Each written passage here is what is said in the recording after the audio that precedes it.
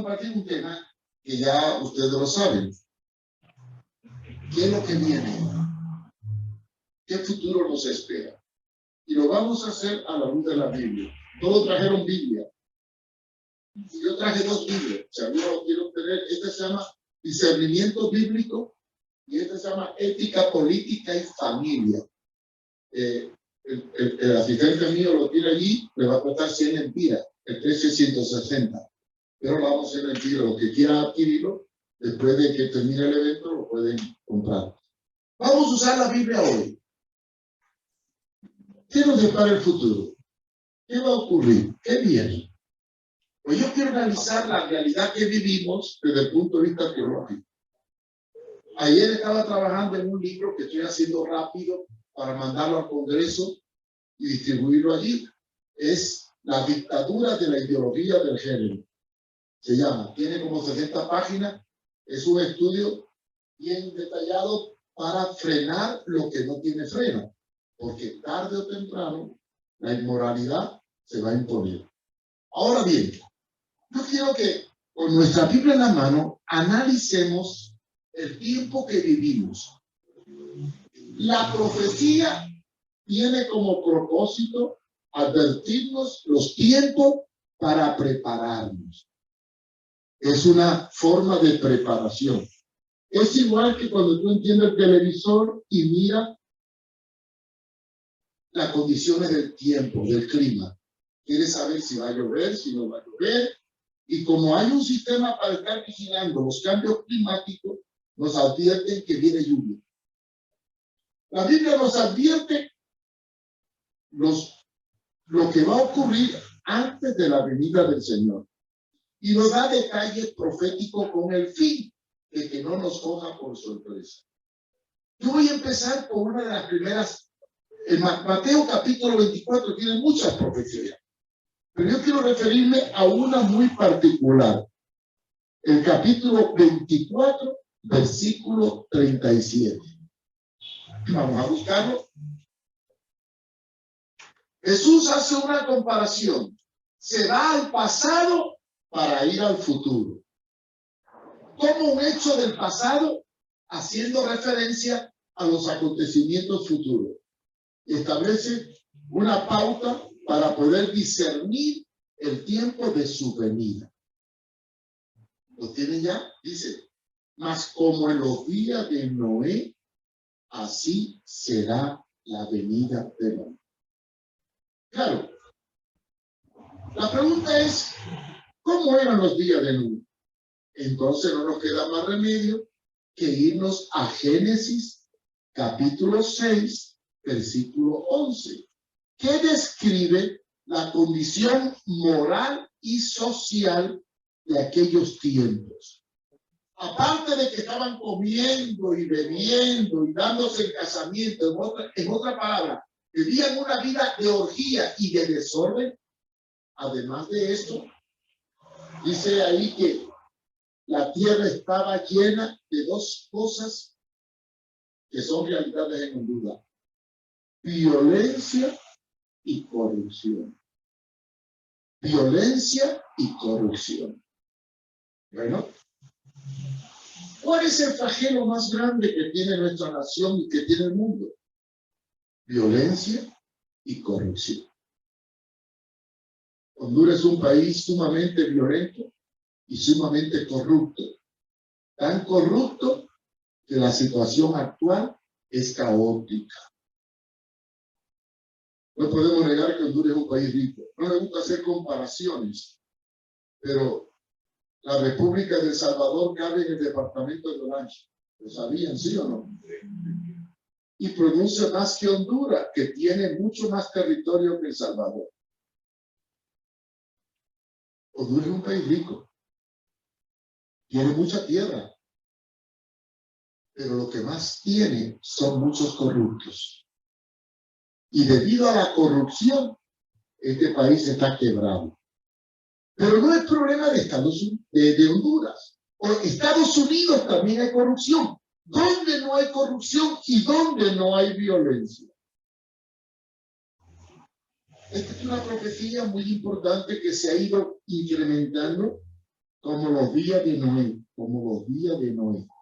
Pero hay otra parte que me interesa mucho y está en el Evangelio de Lucas, capítulo 21.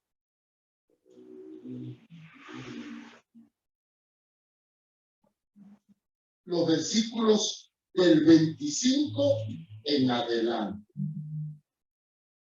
Y ahí tenemos una descripción de lo que actualmente está ocurriendo. Lucas da una descripción comparativa con Mateo capítulo 24, pero hay un detalle que me llama la atención. Es el versículo 25. Habrán señales en el sol, en la luna y en las estrellas. Sol, luna y estrella. Bueno, no sé cuánto siguen los acontecimientos astronómicos y astrológicos que están ocurriendo, pero por ejemplo, el sol ha aumentado su actividad emanando lo que llamamos ondas de radiación hacia la Tierra. Y según los científicos, que corre el peligro de que una explosión solar tumbe todos los sistemas de comunicación de la Tierra. Esto es una realidad palpable. Las explosiones solares que emanan campo magnético que pueden anular todo el sistema satelital. Y como ustedes saben, todo lo que nosotros tenemos tecnológicamente depende de la conexión satelital. Tanto el sistema telefónico como el internet. ¿Qué ocurriría si en un momento dado hay una explosión solar tan grande que el campo magnético tumba todas las redes sociales y todos los sistemas electromagnéticos del mundo? Que los bancos se queden en blanco, todos los sistemas de computación que caigan. ¿Qué pasaría? Pero dice que habrá señales en el sol, la luna y las estrellas. Vieron que el otro día lanzaron un cohete que valió muchos millones solo para experimentar desviar de curso a un satélite que no ofrecía peligro para la Tierra, pero querían experimentar porque temen que algo así pueda ocurrir.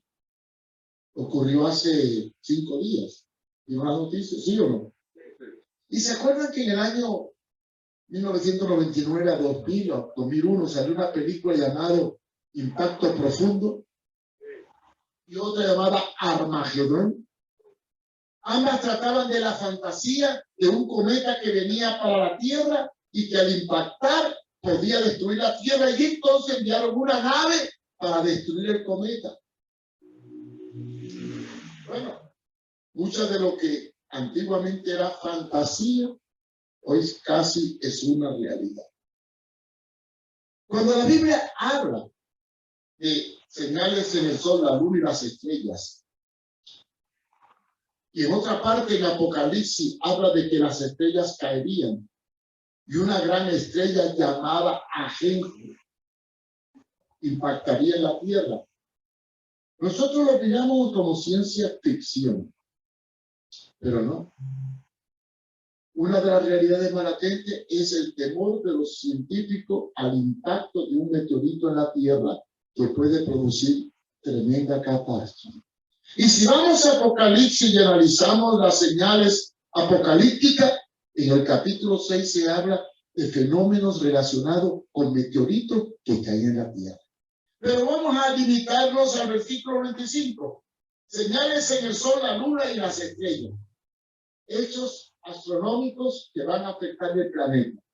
Pero después sigue diciendo, y en la tierra angustia de la gente, confundida a causa del bramido del mar y de la olas.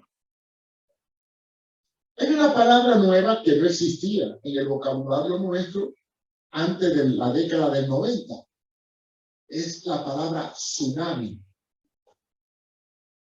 Esa palabra tsunami no existía. Apareció con una serie de fenómenos que ocurrieron en ciertos países de la costa asiática de la India. Y entonces se empezó a usar la palabra tsunami. Antes se llamaba maremoto, pero la Biblia le llamaba el bramido del mar y de las olas. La gente vivirá espantada por el bramido del mar y de las olas. Y después pasa el versículo 26. Desfalleciendo los hombres por el temor y la expectación. ¿Qué es temor? Miedo. ¿Qué es expectación? Lo que estamos viviendo ahora. El cambio climático. La lluvia continua. Miren, yo no sé si ustedes piensan igual que yo, pero nunca yo he visto que ha llovido tanto como este año. No sé si me equivoco o no me equivoco. Nunca. Llevo en Honduras muchos años, pero llover todos los días, continuamente, bueno, no sé aquí, en la finca, todos los días llovido. Sale agua por todos lados. El suelo está tan saturado que los árboles se están cayendo. Hoy mismo, ayer estaba arreglando una bodega y un árbol que está entre el parqueo, la pila y una casa, descubrí que se estaba rajando el piso como inclinándose. Entonces ya comprendí que ese árbol está a punto de caerse porque el suelo está saturado de agua. Hoy dejé órdenes que lo cortaran para que no cayera hacia las construcciones. Pero estamos viviendo un tiempo de expectación. Vivimos pendientes de qué va a ocurrir. Miren lo que acaba de pasar en la Florida. Un huracán arrasó toda la costa oeste y dejó ciudades pulverizadas como que hubieran tirado una bomba atómica. Y yo no sé. Yo temo que algo terrible puede ocurrir en Honduras. Miren cómo se está hundiendo parte de Tegucigalpa. Claro, esto me recuerda a mí. Cuando llegué a Honduras en el 63, en el 65 vinieron unos japoneses. Hicieron un estudio geológico de la capital y elaboraron un informe diciendo que la capital estaba construida bajo una falla geológica causada por las minas que se hicieron en el pasado y las aguas subterráneas. No le pararon bola ese informe, fue en el 65. Pero yo recuerdo que hace 20 años, visitando la zona de Buenos Aires y de Puerto Arriba, miraba que entre las salía agua de ciertos lugares donde la gente iba a lavar los carros, agua del subsuelo. Yo puedo ir ahí a Buenos Aires, por una parte de la calle hay filtración de agua que está permanente, lo que refleja que tenemos agua en el subsuelo. Nadie le hizo caso a aquel informe. Y Tegucigalpa ha construido incluso edificios tremendos sobre un terreno que, según los expertos japoneses, está construido sobre una falla donde en el pasado hicieron minas. Esas minas se han llenado de agua y van por el subsuelo socavando toda la zona de la capital. Esto puede hacer ver que en algún momento aquí va a ocurrir una terrible desgracia, pero eso todavía de años. Yo no sé cuándo yo decir eso, ¿verdad? Al fin y al cabo, el nombre de Tegucigalpa se refiere a las minas que hubieron antes de que fuera capital.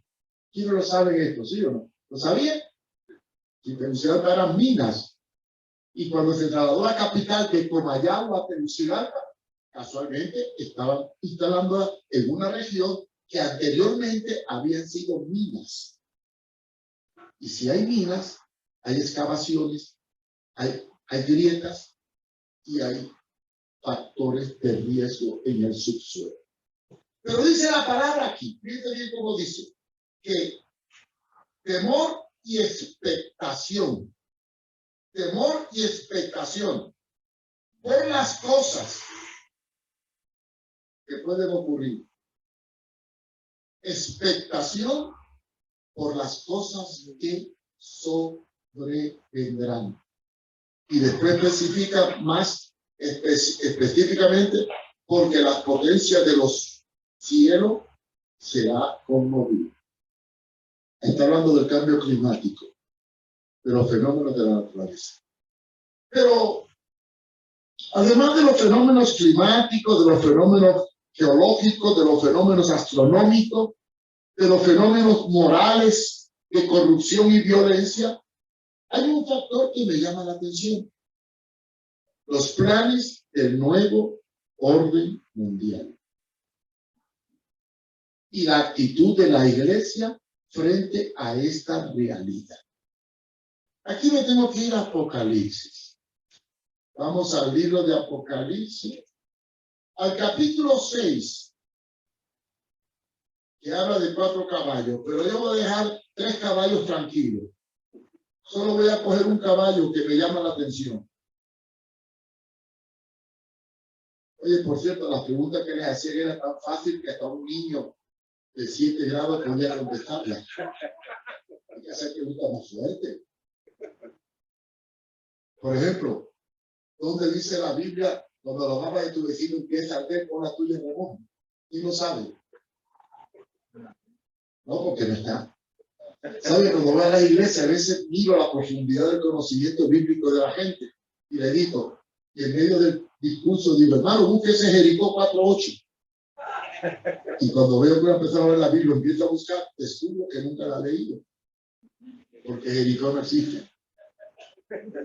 Apocalipsis tiene un relato en el capítulo 6 de 4 caballos o jinetes. Pero hay uno que me llama mucho la atención. El del versículo 8.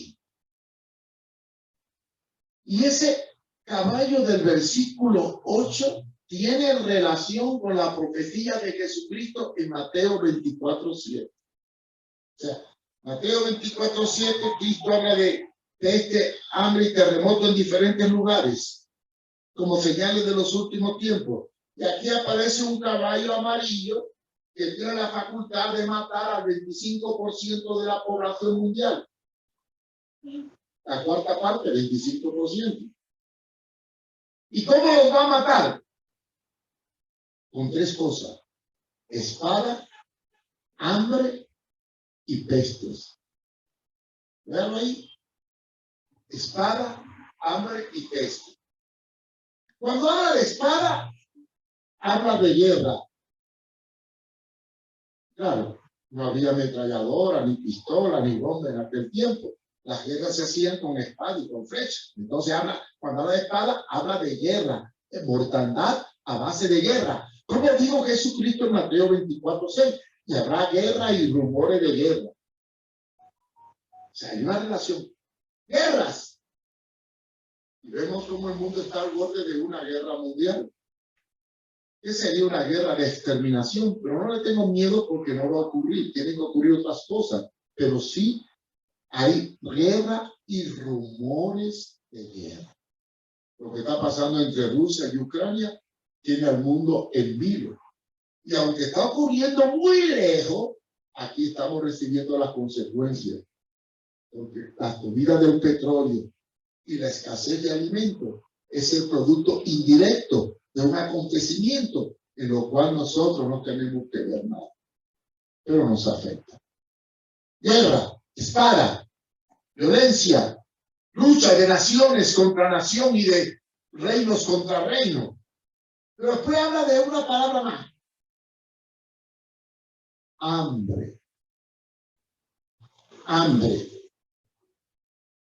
Hermano, no hay que ser profeta ni adivino para saber que el mundo va a una tremenda hambruna. ¿Por qué viene el hambre? Por 2 factores sencillos. Uno, la destrucción del ecosistema.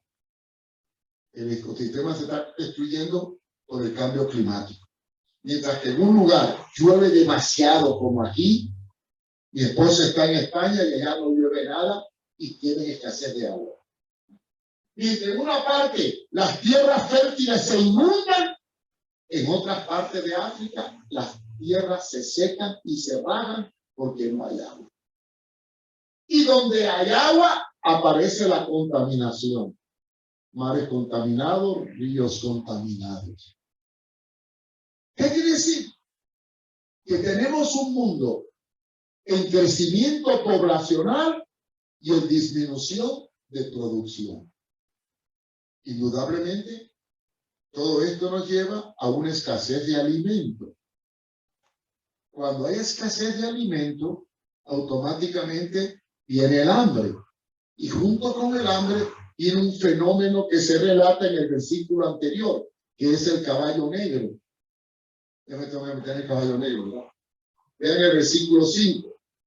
Cuando vio el tercer sello, dijo, ven y mira, y miré. Y aquí un caballo negro.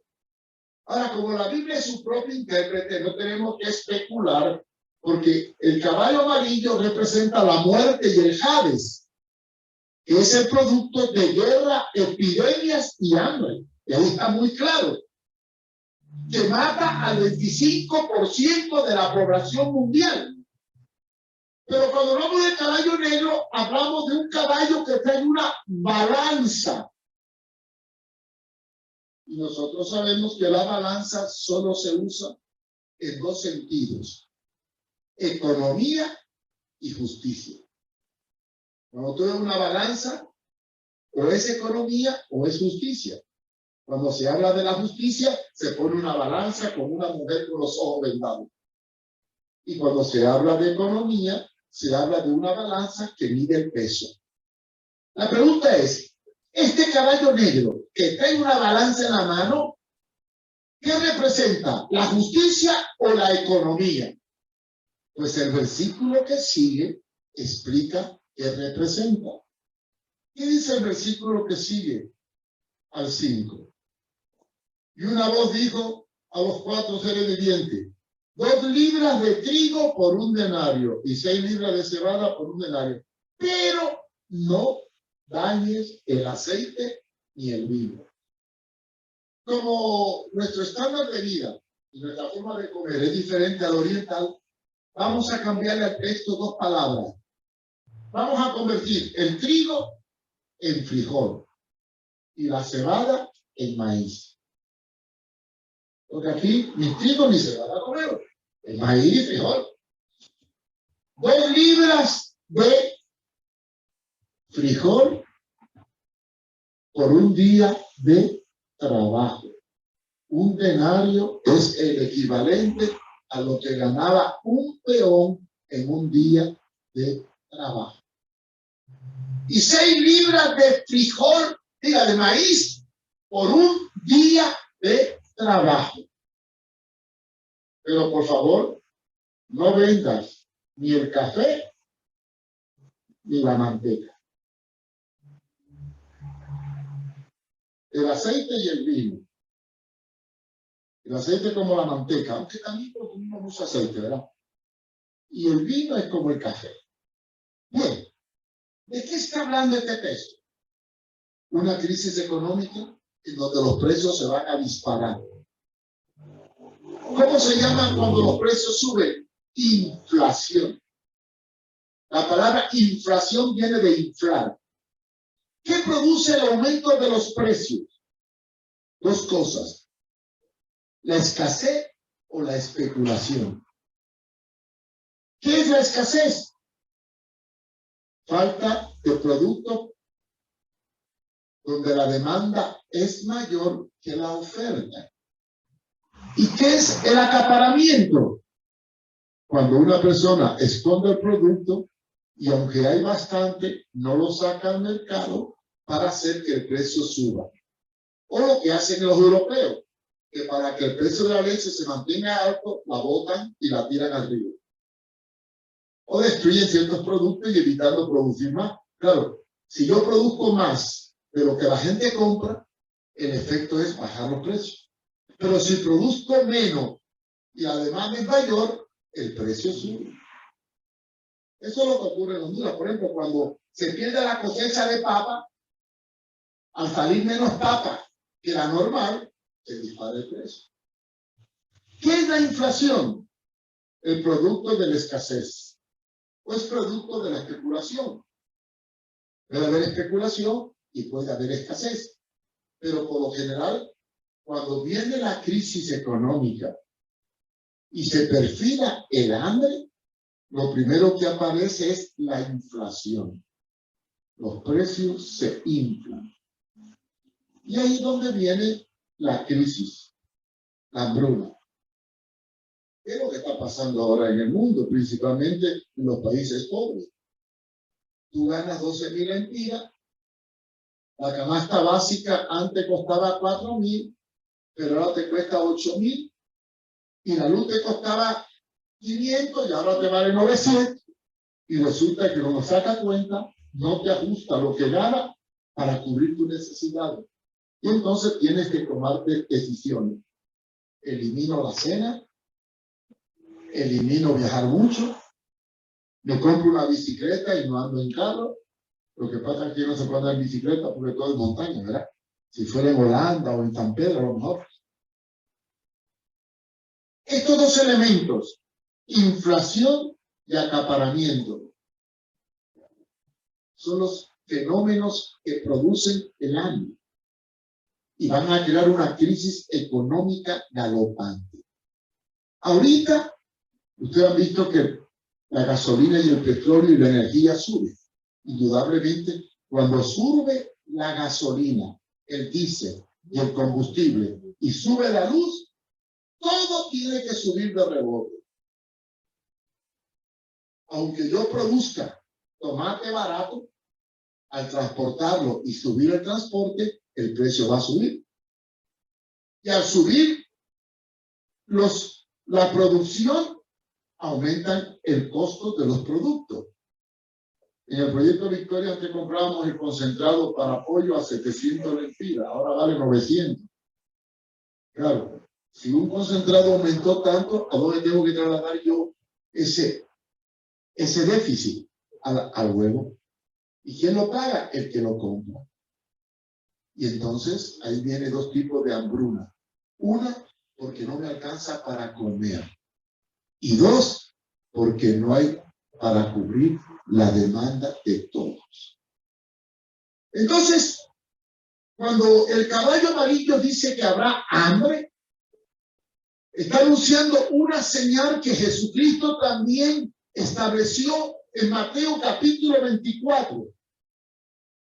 Y después viene la tercera señal de la crisis que estamos viviendo. Pestes. Pestes. Que no significa mal olor de los pies. Ojalá fuera eso. Significa epidemias. Plagas. Mortandad, como le llama también. En la Biblia se usan dos palabras para referirse a las epidemias. Peste y mortandad. Ambas son epidemias. ¿Qué está pasando en el mundo? Bueno, hay un plan orquestado que se llama la Agenda 2030. Investigue sobre esto en internet, hay mucha información. Es un plan de las Naciones Unidas y de las organizaciones secretas que tratan de gobernar el mundo para llevar a la humanidad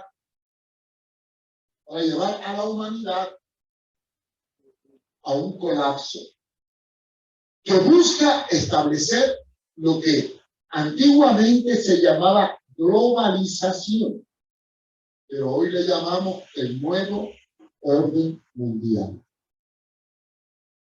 ¿Qué hace falta para que haya un nuevo orden mundial y todos los sistemas queden bajo el control absoluto de un eje? Crear algunas crisis. La primera crisis es las epidemias que anulen los derechos individuales. Invasión de la intimidad.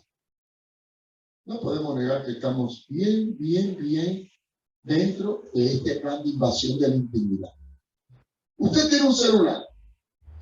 Si es inteligente, ya está fregado. Porque el celular puede saber dónde usted está, aunque lo tenga apagado.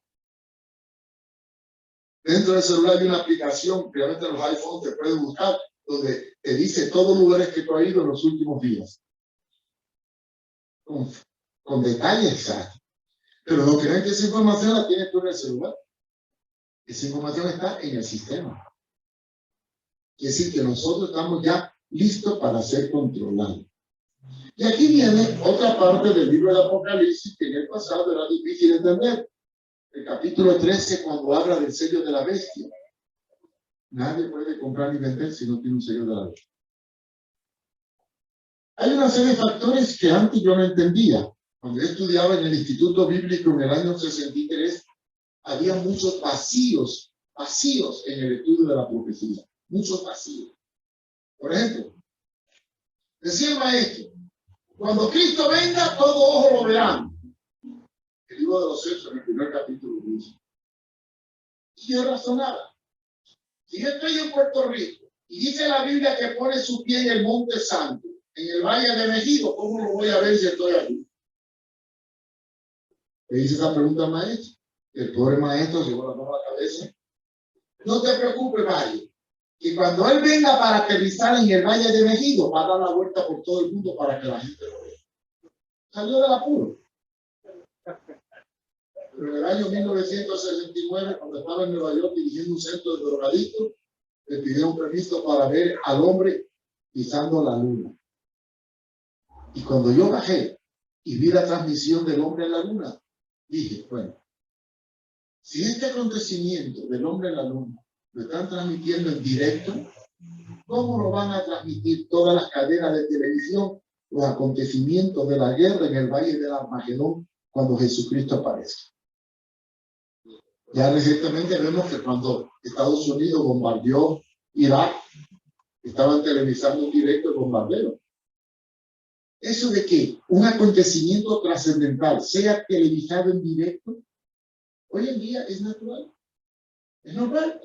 De manera que ya Cristo va a tener que dar la vuelta por todo el mundo para que lo vean cuando se dice que el Valle de Mejido. Allí, cuando se celebre la batalla del Armagedón, explica en Apocalipsis capítulo 16, allí estarán todas las cadenas de televisión transmitiendo esa guerra. Y allí aparecerá el Mesías. Hay muchas cosas que yo no entendía. Este versículo que leí, que dice que hay escasez e inflación, y para comprar los valores se disparan, y como solución es necesario que aparezca un control. Y cuando yo leí Apocalipsis 13, el control de la bestia, nadie puede comprar ni vender si no tiene el número de la bestia. Yo me decía, pero ¿cómo será posible? 7 mil millones de personas controlados todo lo que compran y venden. Es imposible. Eso decía yo en el 63. En el año 1995 fui con mi esposa a Noruega, ahí en Noruega, y nos metimos por una montaña y llegamos a un hotel, y era de noche. Y en el hotel a esa hora no había nadie, pero sí había una computadora donde tú con la tarjeta te registrabas y te daban el cuarto. Dormimos y en la mañana fui a pagar, y así en la mañana había una persona aquí en la recepción, pedí la tarjeta de crédito, año 1995, ojo. Y la muchacha cogió la tarjeta de crédito y empezó a tratar con la computadora para hacer el cobro y se fue adentro. En lo que se fue adentro, yo me asomé para ver qué estaba viendo la computadora. Ay, hermano. Aparecían la ropa que había comprado en Miami. Todo el registro de lo que había hecho con la tarjeta de crédito a lo largo de mi viaje. Ahí encontré la respuesta. Si ella aquí, en Noruega, sabe lo que compré en Miami, todo está preparado para que todo lo que compre y venda sea controlado en el futuro. Cuando hablamos del sello de la bestia, claro, no entendemos Apocalipsis por lo siguiente. ¿Cómo puedo explicar algo que no existe usando el vocabulario presente? Juan tenía que describir una revelación apocalíptica con un lenguaje pobre, en una época donde no existían todas las palabras que hoy conocemos. Internet, digital, todas esas palabras que hoy existen, no existían. Él tenía que explicar un sistema futuro con un vocabulario muy pobre. ¿Y qué pudo hacer? Coger cosas de su medio. Marcas, números, símbolos, animales, objetos, para tratar de identificar lo que él no podía descifrar con un vocabulario claro. Cuando dice, y te ponía una marca en la frente y en la mano, está hablando de un sistema de control. Él acudió a eso porque en esa época a los esclavos se le marcaban. A los ganados se marcaban con fuego. Hoy en día se sigue haciendo, ¿verdad? Se ponían tatuajes o marcas. Entonces, él usó lo que él podía usar de acuerdo a su época. Por ejemplo, para que me entienda mejor, si yo estoy en una selva con un taparrabo y nunca he salido a la civilización y pasa un avión volando por arriba de mí y llega a la tribu, ¿cómo le voy a explicar el avión volando que la palabra avión no existe en mi vocabulario y nunca he visto un avión? Lo más lógico que diga, un ave embramada pasó por arriba de mi cabeza. Un ave embramada. Porque como el avión ruge, ¿verdad? Embramada. Tenía la explicación lógica. Juan tenía que describir cosas que no entendía, pero tuvo que usar el vocabulario de su época. Y cuando habla del sello de la bestia, hay dos verdades fundamentales. Nadie puede comprar ni vender si no tiene esta marca. Es para todos, ricos y pobres, grandes, en general. Y después dice que tiene un sistema numérico, 666. Y da un simbolismo muy importante bíblico. Es número de Onia. Vamos ahora. Si Dios hizo al hombre al sexto día, estaba usando el número referente a la creación del hombre. Por lo tanto, era un número que el hombre iba a establecer para un control de los individuos. El 666 puede ser interpretado como 18 dígitos. Y hay algo muy curioso. Aunque todas las tarjetas de crédito tienen diferente numeración, por lo general, la base del sistema de control que tenemos actualmente está basado en 18 dígitos, complementado con la fecha y el año. Parece increíble, pero el dinero va a desaparecer. ¿Por qué va a desaparecer el dinero? Por la inflación, por la devaluación. Y llegará un momento en que todo será dinero virtual. Ya en los países nórdicos, la gente le usa dinero. En Alemania, por ejemplo, todo se paga con un celular. ¿Sí? En el celular tú tienes todo el dinero. Una aplicación que activa, la coloca y pasa en el autobús. En el mercado paga en el teléfono, todo con el celular. Quiere decir que vamos hacia un mundo donde el dinero va a desaparecer. Al convertirse en dinero virtual, estamos completamente controlados en todo lo que hacemos. ¿Qué ventaja tiene la desaparición del dinero y el dinero virtual? Elimina el narcotráfico, el lavado de activos y la evasión de impuestos. Porque al no haber dinero circulante, tú no puedes tener dinero sucio. Porque todo el dinero tiene que pasar por el sistema digital. Y entonces te tienen controlado en todo lo que haces. Y por último, ¿qué es lo que viene?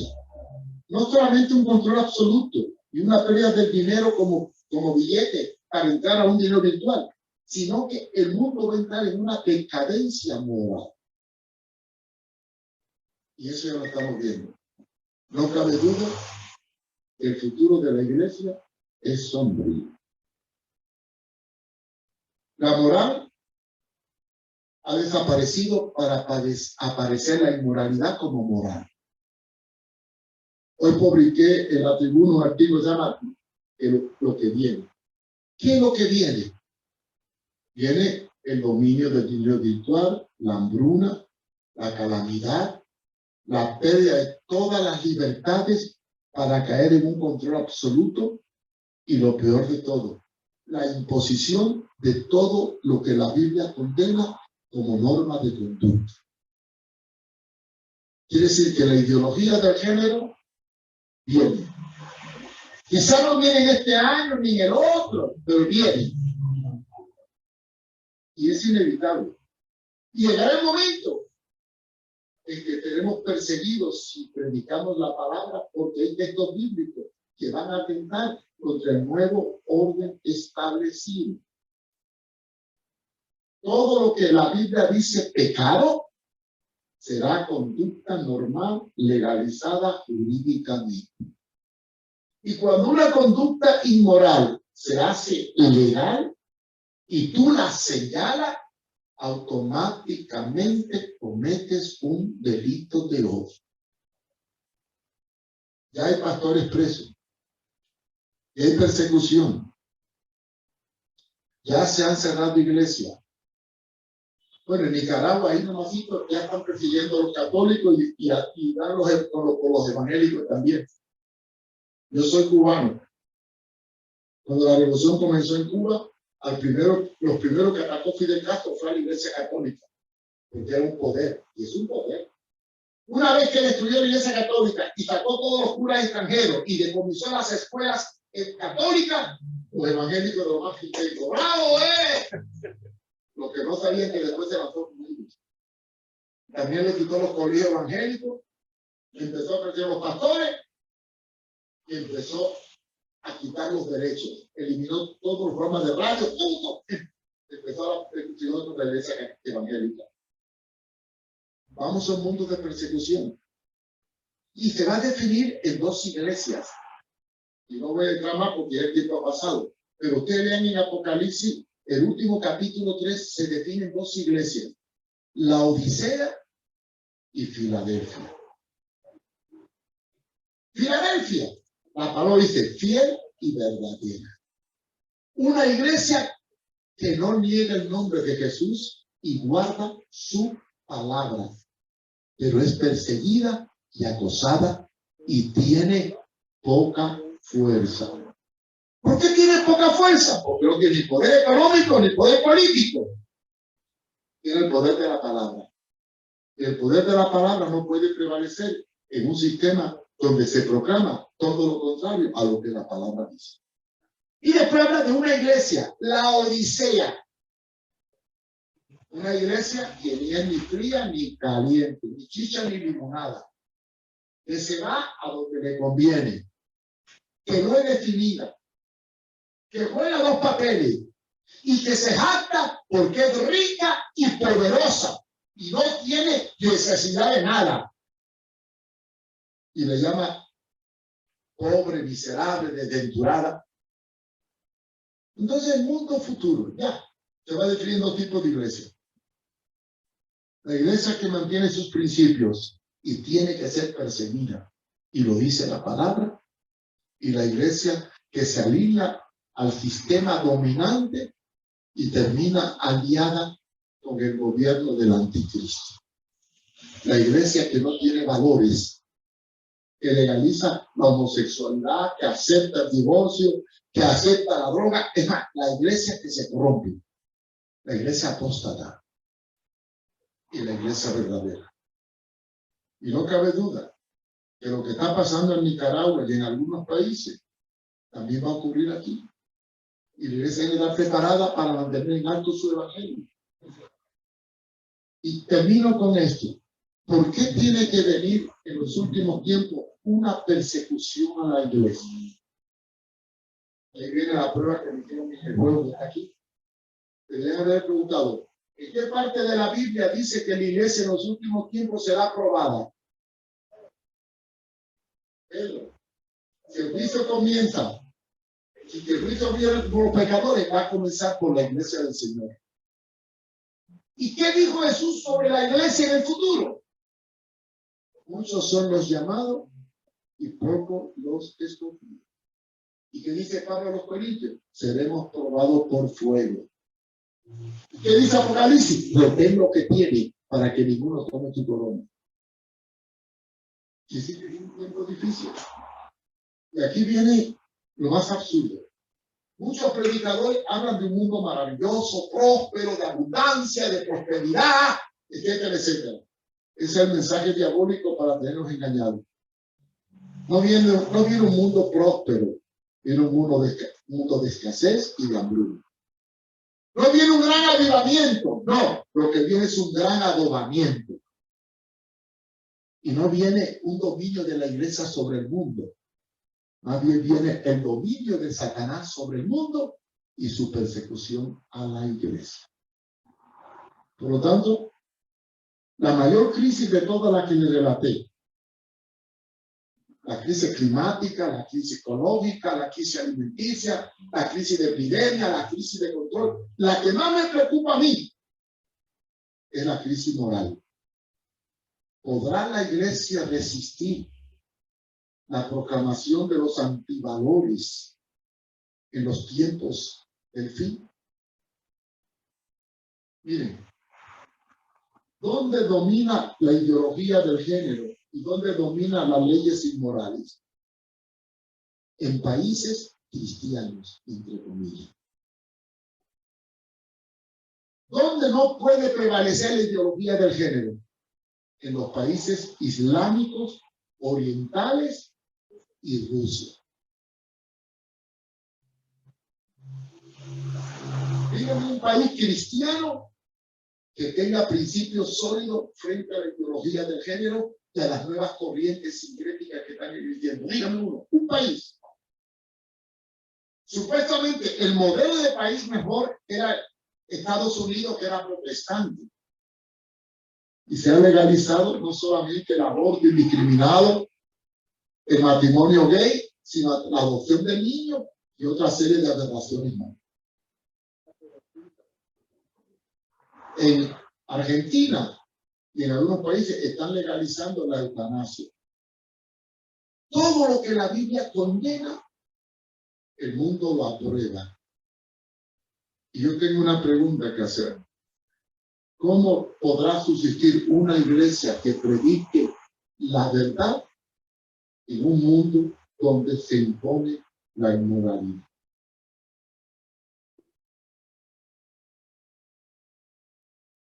La respuesta es lógica. O la iglesia se adapta y se calla, o la iglesia se enfrenta a defender sus valores, sabiendo que tendrá consecuencias. Yo voy a imprimir un libro la próxima semana, ya estoy trabajando en él. Un pastor en Estocolmo se atrevió a poner un rótulo para predicar contra la homosexualidad. Y un sermón diciendo que la homosexualidad destruye a la familia y que el principio bíblico es el matrimonio entre un hombre y una mujer y que la homosexualidad es una perversión. Fueron los gays, lo grabaron, lo llevaron a la corte y metieron al pastor preso 6 meses por mensaje de odio contra los grupos LGTB. Y yo tengo todo documentado. Otro hermano, otra persona en Canadá que tenía una imprenta se negó a publicar una propaganda incitando al incesto y a la promiscuidad sexual. Dijo que no lo publicaba. Lo denunciaron, tuvo que ir a juicio y defenderse gastando mucho dinero y a pesar de todo le obligaron a imprimir ese material. Un cristiano fundamental en Colorado, llegaron los gays a pedir un pastel de boda porque se iban a casar. Como era cristiano, dijo que no lo hacía. Lo llevaron a los tribunales. Llegó hasta la Corte Suprema de Justicia y ganó. Ganó. Es el único caso que pudo ganarle, alegando la libertad de conciencia por la Constitución. Pero en muchos lugares del mundo, cuando una iglesia empieza a predicar la verdad, va a sufrir consecuencias si lo inmoral se vuelve legal. No solamente tenemos que prestarnos a eso, sino hay que tener cuidado hasta con la Biblia que compren. porque la Biblia está saliendo descafeinada.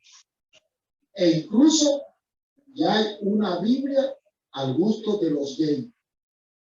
La Biblia gay. Donde dicen que, miren qué cosa absurda, dicen, que el centurión le pidió a Jesús que orara por su criado y no quiso que fuera a su casa porque era su amante. Y que David estaba enamorado de Jonatán. Y empiezan a decir una disparate y cambian todos los sentidos del texto para adaptarlo a un lenguaje típico del nuevo orden mundial. Lenguaje inclusivo. Lenguaje inclusivo. Y unos hermanos en Canadá que tenían un amigo que se cambió el nombre porque se hizo gay, se llamaba Andrés y se puso Andrea, y cuando los amigos le llamaron Andrés y no Andrea, los acusó y los llevó ante los tribunales y le pusieron una multa por no respetar su identidad de género. ¿Hacia dónde vamos? ¿Qué será el futuro de la iglesia que no tenga principios sólidos? ¿Y qué será de nuestra vida si no estamos anclados en la roca inconmovible de los siglos, que es Jesucristo? Hermano, quizás cuando predico esto, el hermano Mario es un pájaro de mal agüero. No, pero ¿para qué lo voy a engañar? Vienen tiempos maravillosos.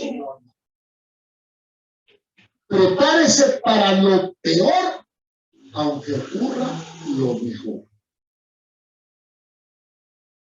Algo siniestro se avecina. Prepárese para enfrentar una crisis. Tenga reserva de alimentos en su casa. Prepárese para lo peor. Al fin y al cabo, si no ocurre, no pierde nada.